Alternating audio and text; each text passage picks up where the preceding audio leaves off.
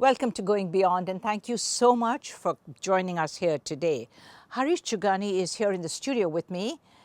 He is a teacher. Don't get excited, not the conventional type of teacher. He has a very different approach to the work that he does, what he's doing, how he's doing it. He's dealing with children of different age groups, and I think he has a very interesting take on pretty much everything that he does.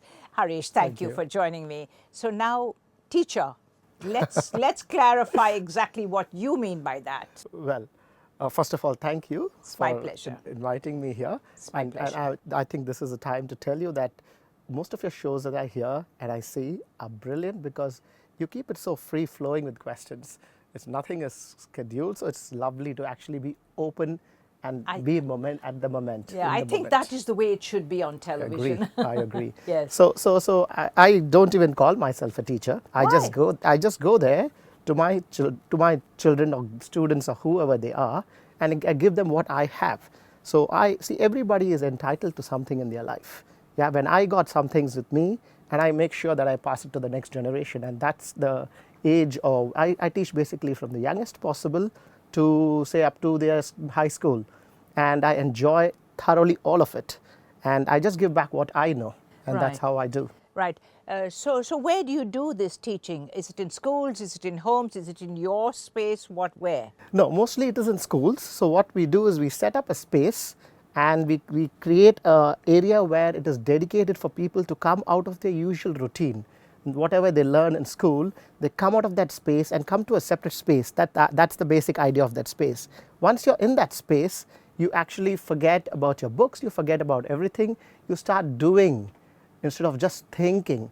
See, we have so many senses in our body. We have hearing, listening, eyes, everything, body, skin, the vibe, the soul, everything. But we are not seem to be using everything in the classroom.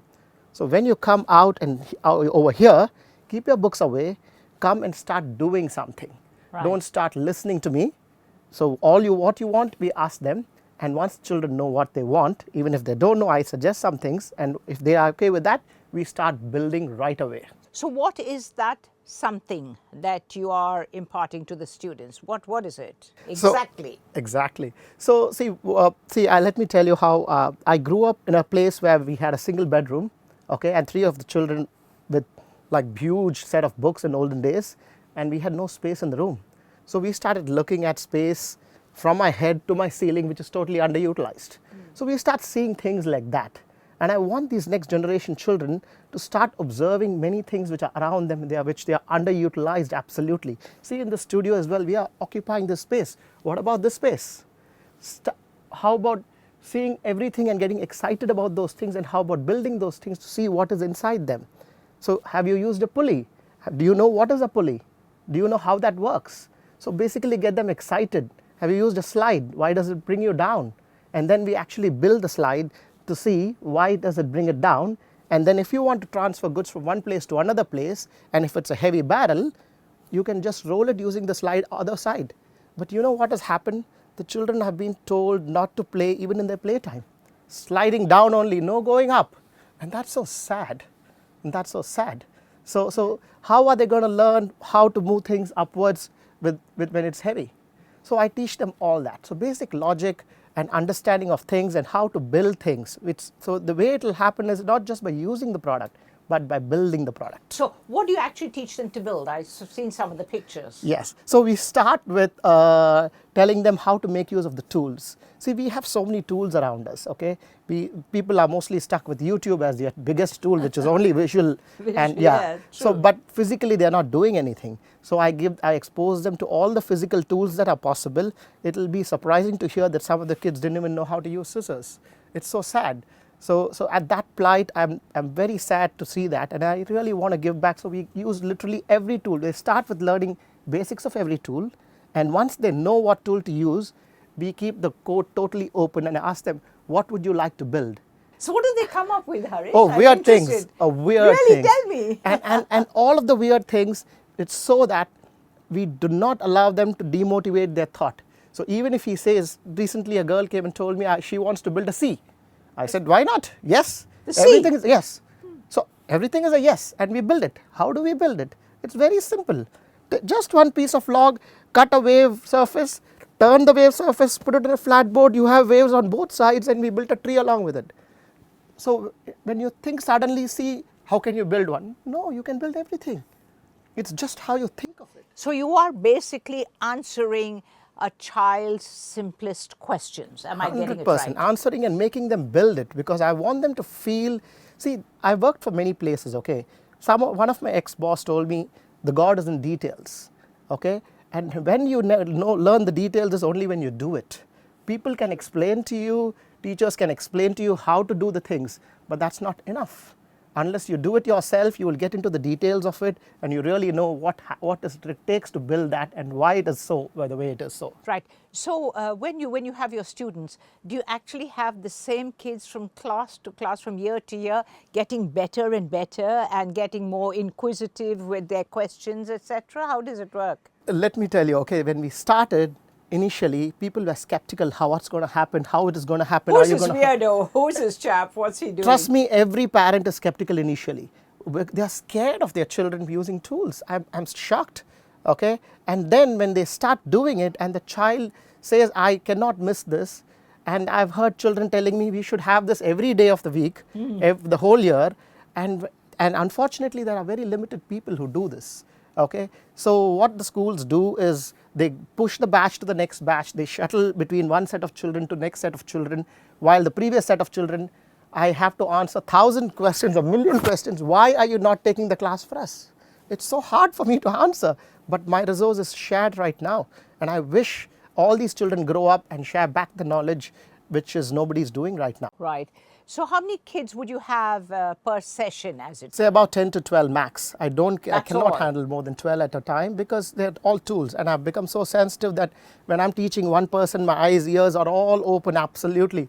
With the sound of the machine or sound of the thing that he's doing, I know what's going to happen next. With the sound of what he is doing, I teach children of varied schools, a Montessori school, a matriculation school, an IB school, autistic special kids children. Wow. I teach almost every category of children, and then I get to know how each child behaves in a different area or different environment, and so my senses have become so tuned to these kids. I really know what's going to be happening next, but I reserve my questions and I wait for them to ask. Right. That's very interesting. They do a lot of woodwork, don't they? Yeah, yes, they do.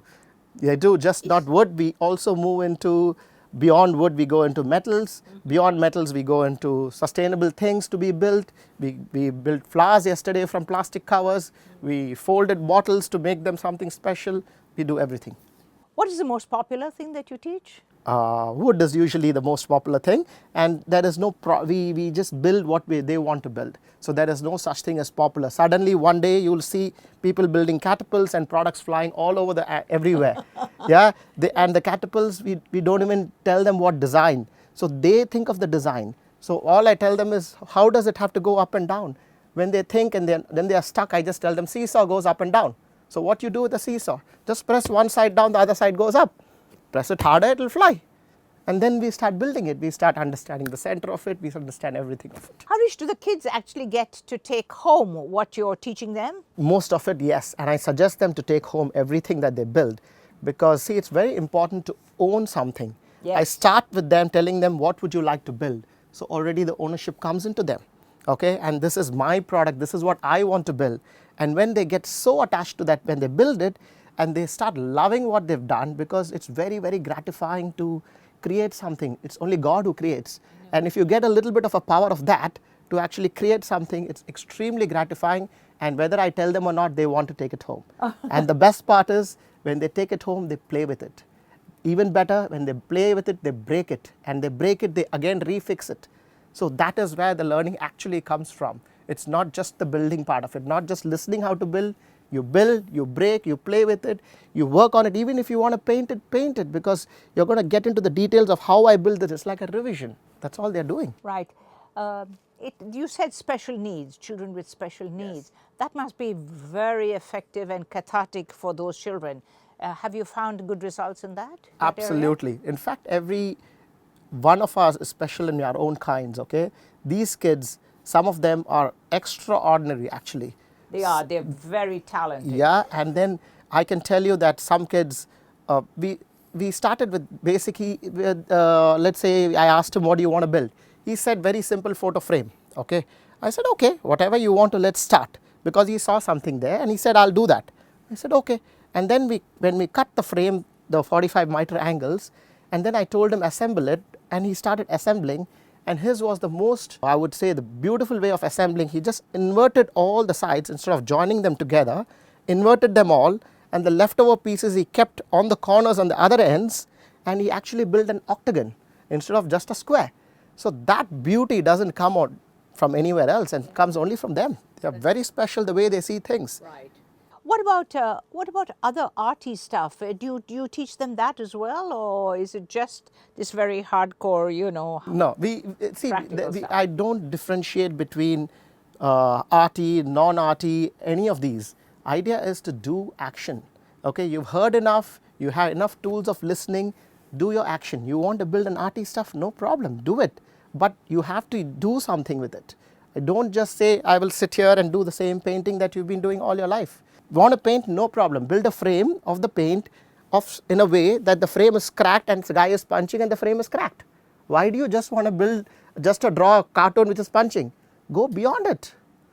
Go one step ahead of that. So that is what we do. Even if it is a frame, do some action. That has to be a frame that's, if your liquid is pouring out of the frame, let it pour beyond the frame. Let the wood become rusted there. Let the paint go beyond. So arty, non-arty is up to them. So I don't mess with their brains, but I help them use the tools to make sure they do what they want to do. Right. It seems to me that you are opening those little minds. Absolutely. I think that's where it's coming from. They are already open. The only problem is they have been restricted a lot by the environment around, by their parents, by their teachers, by everyone. In fact, when we have anything within a 4 walls, you're already restricting. Yes. That's the sign. That's the environment is restricted environment. You have to keep it absolutely open. So when you start listening to them and I tell them, tell me what you want to build. Just look around. See what's there. There are railings moving around the curtains. Have you seen how it is holding there? So start looking like that.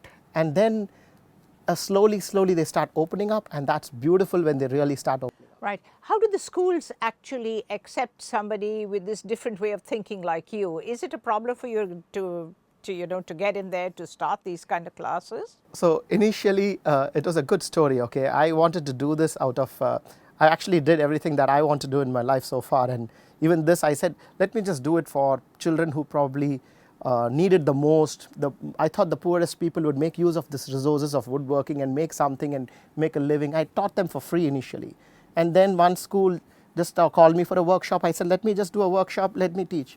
And to my surprise, it is the people who are in the middle and higher middle who actually need this than the lower middle or the lower end, because they already are being used to using the tools all the time. But the school who are going in the matriculation and the IB and ICSE and all these do not have any skills of physical building. Okay, and then when they start it, initially there are hiccups thinking, what is going to happen to my child? Are they going to get hurt? In the last 8 years, hardly any, 0, or I would say 1, and that's very minor. And to just fear out of it and not to give education of opening your mind, I think it's a crime. Right, indeed it is. So you find that it's the privileged children who actually enjoy this a lot, enjoy it much more than other kids would? No, I think everybody enjoys it thoroughly, really? But I think who needs it the most is the higher you are, the more you need it, because you know what, if you don't have something, if I don't have something or any resources for it, if I want to play a marble game, I make my own marble game or something and play. But if I'm rich, I just tell my dad to get me a marble game. Exactly. So I don't build it. Yeah. So then where is that? When is he going to learn that part of it? And if the marble game breaks, okay, and a poor kid knows he cannot buy again, so he tries to fix it. Okay. So he's learning fixing of understanding how it was built. But a rich kid gets a new marble game. So you are draining away the reason of the game. When it breaks, that is the time when the learning starts. That is not the time when you buy a new thing. Right. But when you actually had to make that initial breakthrough in terms of, for instance, going into a school and trying to say to a principal what you're saying to me today, how receptive are they, Harish? They are. Honestly speaking, Seriously? some of them schools are extremely receptive, but only thing is they have to find a space, and they are worried about how am I going to express this to our parents. Okay, the schools do understand the value of it. They know it's extremely important, but they get scared. Okay, how do I tell this parents? Are the parents going to be accepting this? But honestly speaking, once they go back and they realize once it has been started, any school that has taken one step initiative, they realize this is all that they need. And they've been going on and on and on. I restrict my classes, I said that's about it. Yeah, Right. because I need to share with everyone, not just one. And then I create a effect of waterfall effect, so that this guy passes the inspiration to the next, to the next, to the next, because that's the only way I can spread right now. Right. You've been doing this for 8 years. So I'm just wondering, right in the beginning, how did the idea actually germinate in your mind? I mean, that this is what, it's a very esoteric kind of thing that we're talking about here. So how did that actually begin for you then? The idea was actually not to even teach, like I said, it was not even to teach the children. It was more like, let me give back. Yeah, and it was more like to give back to the next generation or to what I know of.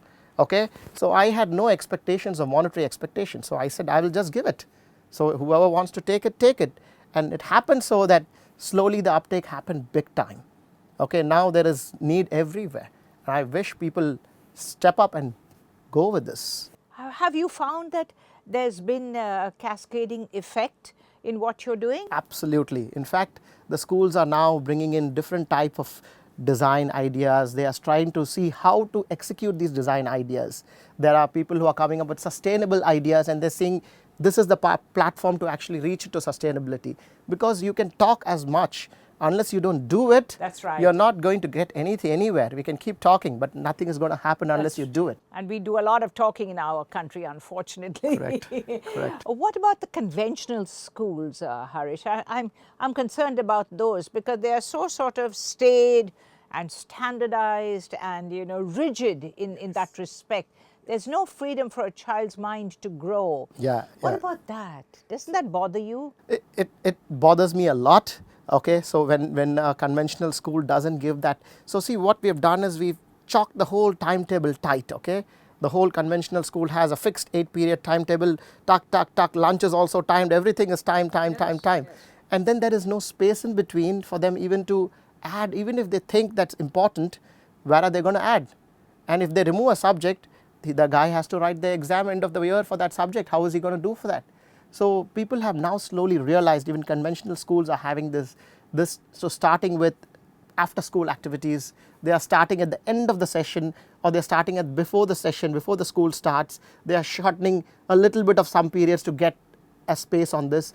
They are entering into that very clearly. Everybody is entering into it. Right. And I'm very happy that's happening.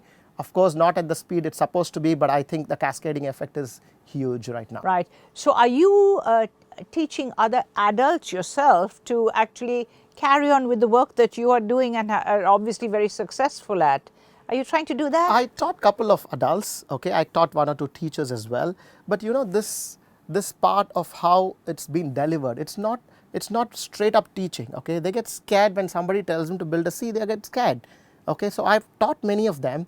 But what I feel is what is needed in this line of work is passion. Okay, if you don't teach, if you don't understand the child, if you don't empathize with the child where he is coming from, and if you don't know what he is asking, and if you block his thought process and say, no, let's build only this, and this is the only thing we are going to do, you're doing exactly opposite of what needs to be done. So I get really scared to impart ideas to anybody and damage what has already been damaged. Right. Yeah, so I did teach a couple of them, and they did do for a little while, and then they left again, because you know what, this line that I teach, any interior will absorb those guys, and they give them a huge amount of money, right? It's a very highly skilled labor, and there's huge amount of money is available for this. Right. I teach because I'm passionate about it. Yes. So it's very rare to get these people, and I wish there are more people. That is the reason I'm here as well. So I wish there are more people who come up out of passion teach this. To teach children, yes. Yes. But don't you think this is a fault of our own system?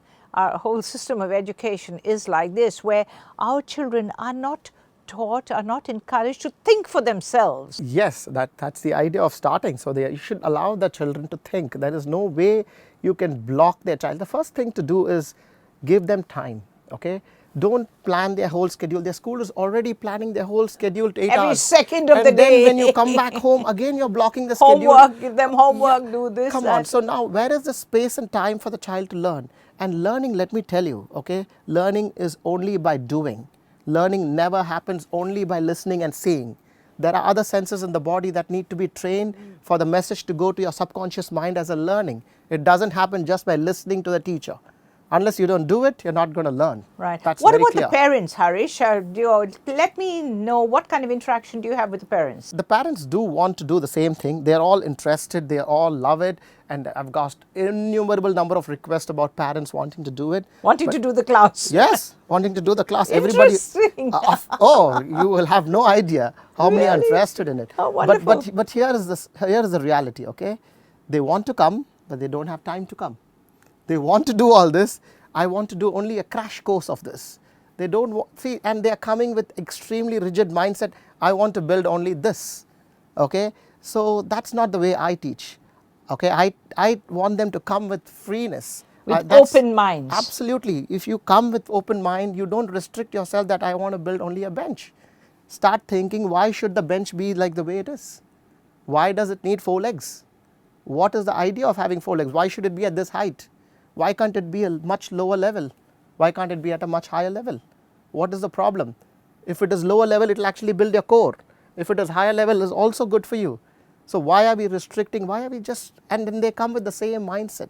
Yeah. So I enjoy a lot more teaching children. So when adults ask me, unless it's a super special request, I just said, no, sorry, I don't have time. Okay. Unless he wants to say that he wants to teach the next generation, I am interested. But otherwise, I can't teach you. What about a teachers training college or something like that?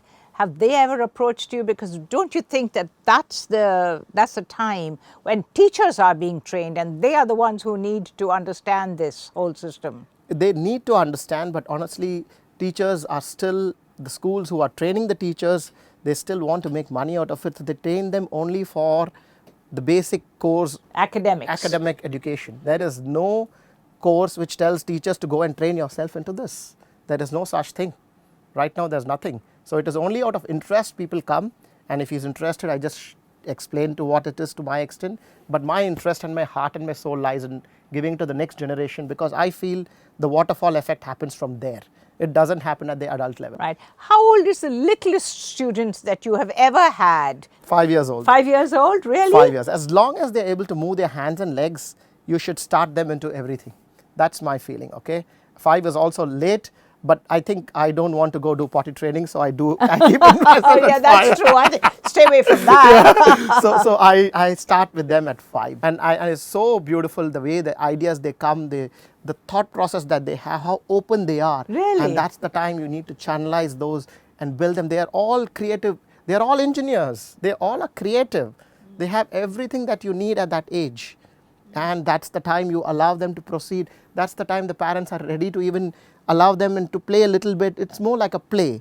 And then the play becomes into, I'm a builder. I build this. I can do whatever I see, I can build. And that's how it goes about. Right. Is it only about a building? Because I know that you and your family, your little girl and your wife, you are into the environment a lot, and you do a lot of stuff like that that's related to that, in your own lifestyle, etc. So what about that aspect for these children? Correct. Have you touched it at all? Yes. In fact, some of the schools have already started asking about upcycling and sustainable activities. Yes, that's very beautiful concepts. Encouraging. Very encouraging and very nice, because the children are actually learning how to value the resources that they have, what is available. Now if plastic cover gets cut, how do you make use of that and make it into something else? If a bottle is broken, what do you do with it? Don't waste anything. Don't waste anything, and understand the value of resource that you have. Okay, when something is next to you, it's easy to throw it away. But even before you throw, just look at it more carefully. What else can you see?